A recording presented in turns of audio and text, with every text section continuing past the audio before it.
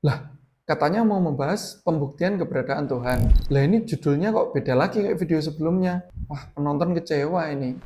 Saya akan buktikan kalau teman-teman akan lebih kecewa dengan realita yang menjadi alasan kenapa saya membuat video ini. Assalamualaikum warahmatullahi wabarakatuh. Salam kenal di channel Ro'yu Mas R, yaitu channel yang berisi tentang Ro'yun atau opini saya tentang suatu hal. Ngapain bahas cara mikir dan menyimpulkan sesuatu? Mikir ya tinggal mikir toh. Kalau mau menyimpulkan sesuatu, ya tinggal disimpulkan aja. CC, pelan-pelan Pak Sopir. Masalahnya adalah dalam realita kita sehari-hari, cara orang mikir dan menyimpulkan sesuatu itu seringkali konyol juga. Tak kasih ilustrasi ya. Misal, kalian ada di sekolah sore hari, selesai kegiatan ekstrakurikuler atau kegiatan organisasi sekolah lah. Terus ketika mendekati waktu maghrib, tiba-tiba salah satu teman kalian itu ada yang teriak-teriak histeris. Menurut kalian, dia kenapa? Mungkin sebagian dari kalian akan beranggapan kalau dia itu kesurupan. Pertanyaannya, tahu dari mana kalau dia kesurupan?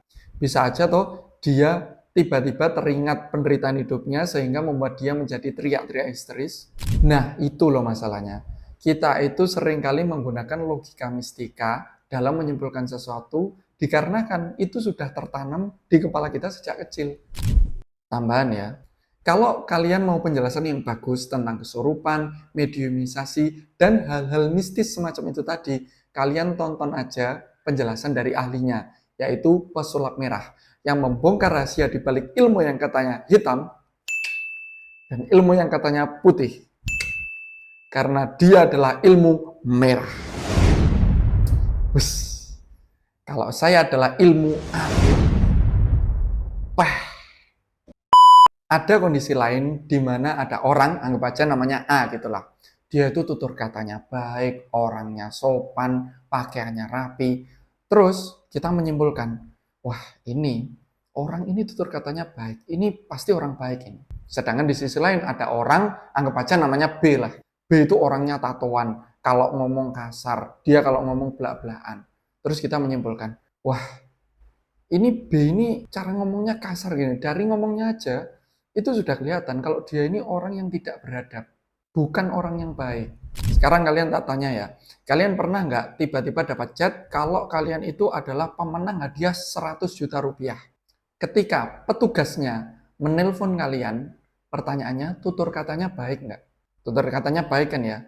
Tapi apa yang dia lakukan? Ngerampok uang kalian nggak? Loh, bukannya tutur katanya baik. Kalau tutur katanya baik berarti kan orang baik. Tapi kenapa kok dia malah ngerampok uang kalian? Apakah cara kerja para politisi juga seperti itu? Itu yang namanya logika cemen, yaitu cepat menyimpulkan. Data kita itu belum cukup, tapi kita langsung menyimpulkan, oh kalau begini pasti begini. Nah itu masalahnya. Tapi coba kalau cara mikirnya kayak gini. Ada suatu daerah yang warganya itu sering kehilangan emas batangan. Singkat cerita, mereka mengadakan rapat seluruh warga daerah tersebut yang menghasilkan kesimpulan untuk memasang CCTV di sudut-sudut pintu daerah yang dirasa bisa menjadi jalan masuknya maling. 2 minggu berjalan, masyarakat bingung. Kok bisa ya? Emas batangannya itu tetap hilang.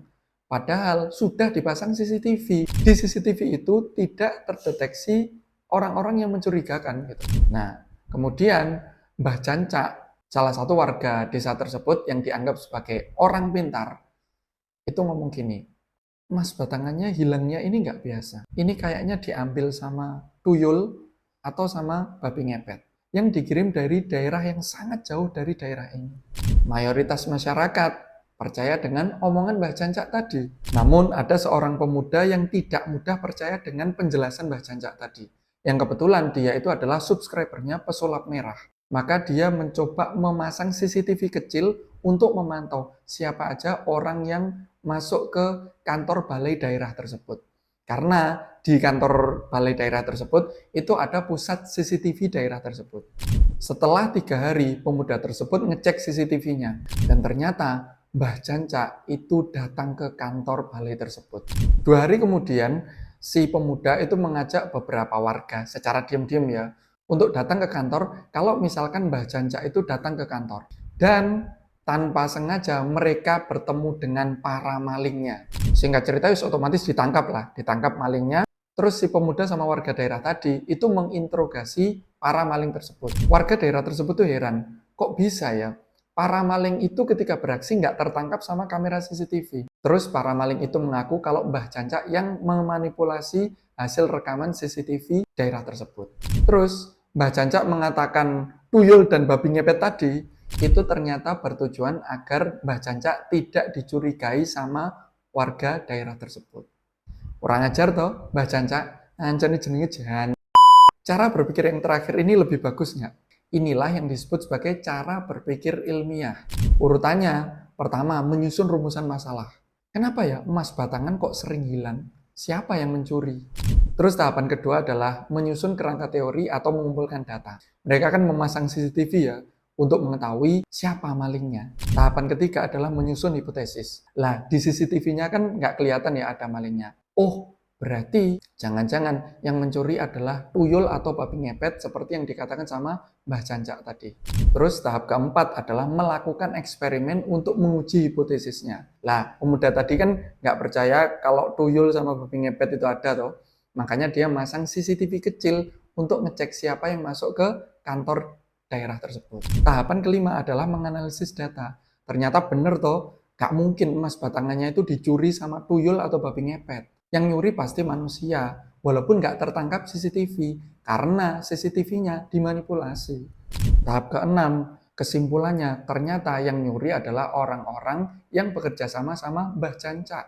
Dan Mbah Cancak memunculkan tuyul sama babi ngepet tadi agar tidak dicurigai sama warga daerah tersebut.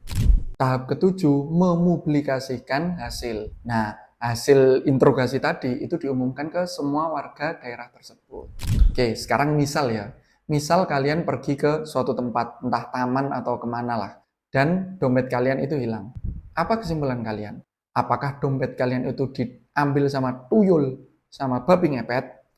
Atau dompet kalian itu diambil sama orang yang pas jalan itu tatoan, terus wajahnya itu kelihatan wajah-wajah kriminal, atau kalian mencari dengan cara mikir ilmiah. Semoga tercerahkan ya. Ngomong-ngomong, kalian nonton nggak perdebatan antara Ustadz Nuruddin dengan Guru Gembul? Bukankah keduanya sama-sama ilmiah? Tapi kenapa kok hasilnya bisa beda, bahkan terkesan bertentangan? Apakah ada yang salah? Untuk konten berikutnya, kita akan mengambil pelajaran dari perdebatan antara Ustadz Nuruddin dengan Guru Gembul. Salamun ala manittaba'al huda.